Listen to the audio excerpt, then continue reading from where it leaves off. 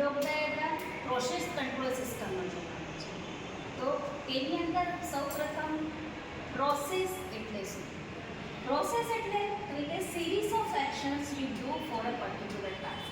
આપણે કોઈ પણ એક ગોલ અચીવ કરવાના હોય, કોઈ પણ એક ટાસ્ક અચીવ કરવાના હોય, તેના માટે આપણે સિરીઝ ઓફ એક્શન્સ જે લઈએ છીએ તેને પ્રોસેસ કહેવાય છે.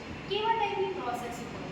તો પ્રોસેસ છે તે ટેમ્પરેચર કંટ્રોલ સિસ્ટમ હોય, level control system, flow control system કે પછી પ્રેશર કંટ્રોલ સિસ્ટમ, દરેક અલગ અલગ પ્રોસેસ છે. તો તેના માટે પર્ટિક્યુલર કેવો બ્લોક ડાયાગ્રામ હોય કે કેવી રીતે આખી પ્રોસેસ છે તે વર્કઆઉટ કરે છે તે આપણે આજે જોવાનું છે. તો પ્રોસેસની અંદર સૌપ્રથમ આપણે સ્ટાર્ટ ક્યાંથી કરવાનું છે?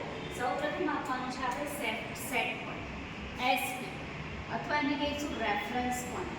તો આ સેટ પોઈન્ટ શું આપવાનું છે કે આપણે કયો ટાસ્કને કયો ગોલ જે છે તે અચીવ કરવાનું છે તેને આપણે શું કહીએ છીએ? સેટ પોઈન્ટ કહીએ છીએ. દાખલા તરીકે આપણે પ્રોસેસની અંદર એવું છે કે લેવલ કંટ્રોલ સિસ્ટમ છે, તો તેની અંદર આપણે લેવલને કંટ્રોલ કરવાનું છે, મેન્ટેન કરવાનું છે. તો આપણે એવું કહીએ છીએ કે ટેન્કની અંદર 50% લેવલ રાખવું છે, અથવા તો ફર્નેસની અંદર આપણે 70% ટેમ્પરેચર મૂકવું છે.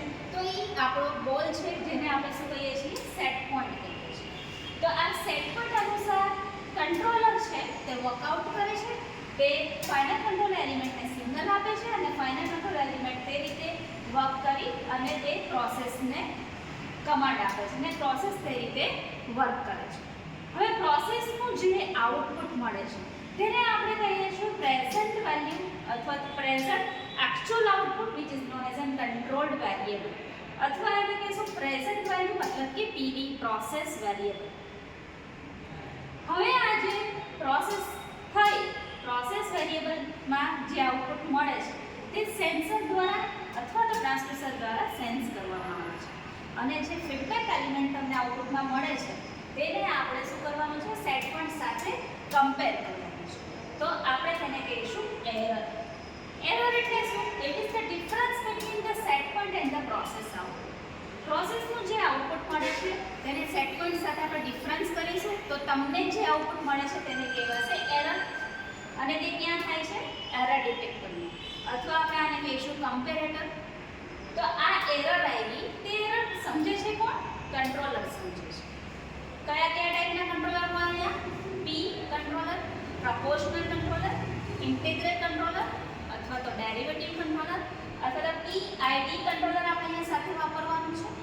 હવે આ પીઆઈડી કંટ્રોલરનું જે આઉટપુટ મળે છે તેને આપણે કહીએ છીએ એમ ફોર મેન્યુપ્યુલેટેડ વેરિયેબલ.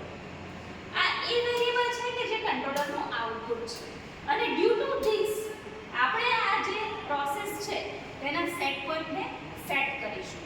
તો તે મેન્ટેન કોણ રાખે છે? મેન્યુપ્યુલેટેડ વેરિયેબલ છે તેને મેન્ટેન રાખવામાં હેલ્પ કરે છે. તો આ મેન્યુપ્યુલેટેડ જે આઉટપુટ મળે છે તે કોને મળે છે? Final control element. તો ફાઇનલ કંટ્રોલ એલિમેન્ટ શું છે? તો ફાઇનલ કંટ્રોલ એલિમેન્ટ તરીકે આપણે કંટ્રોલ વાલ્વ વાપરી શકીએ, કન્વેયર બેલ્ટ વાપરી શકીએ, મોટર વાપરી શકીએ. તો આ ફાઇનલ કંટ્રોલ એલિમેન્ટને જે સિગ્નલ મળે છે તે according final control element work કરે છે.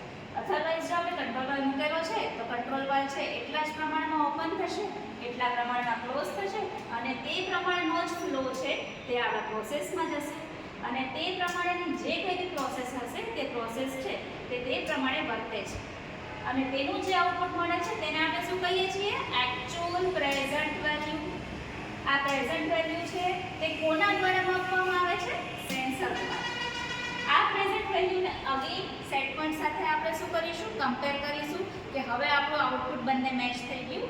એસપી અને પીવી જ્યારે સેમ આવે છે ત્યારે પ્રોસેસ છે તે ઇક્વિલિબ્રિયમ કન્ડિશનમાં આવી કે નહીં. તો આ થઈ આપણી આખી પ્રોસેસ.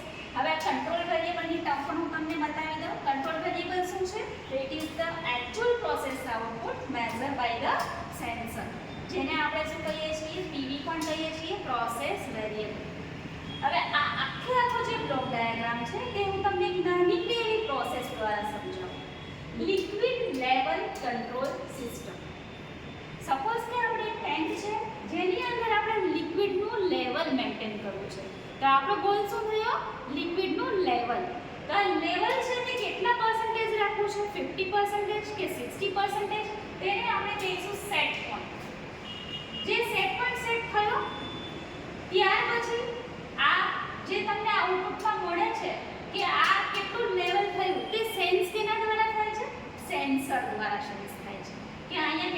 લેવલ લાઈન તે લેવલ ટ્રાન્સમીટર LT4 લેવલ ટ્રાન્સમીટરને મળે છે, LC4 લેવલ કંટ્રોલરમાં જાય છે, અને લેવલ કંટ્રોલરમાંથી તે આ વાલ્વ એટલે કે ફાઇનલ કંટ્રોલ એલિમેન્ટને તે ઓપરેટ કરે છે. તો તે પ્રમાણે ફાઇનલ કંટ્રોલ એલિમેન્ટ એડજસ્ટ થાય છે. જો આ લિક્વિડ આ ટેન્કની અંદર લિક્વિડ છે તે વધારે થઈ જાય તો આ વાલ્વ ઓપન થાય અને તે લેવલને મેન્ટેન કરે છે, બરાબર છે. અને આ લેવલનું પાણી જો ઓછું થઈ જશે તો આપણે આ વાલ્વને ક્લોઝ કરવાનો છે. તો તે કેના દ્વારા ખ્યાલ આવશે? સેન્સર દ્વારા ખબર પડશે. એટલે આપણે સેન્સરને શું કહીએ છીએ? ફીડબેક એલિમેન્ટ કહીએ છીએ, જે આપણને ફીડબેક સિગ્નલ આપે છે. એટલા માટે આપણે આખી હોલ સિસ્ટમને ફીડબેક સિસ્ટમ પણ કહી શકીએ.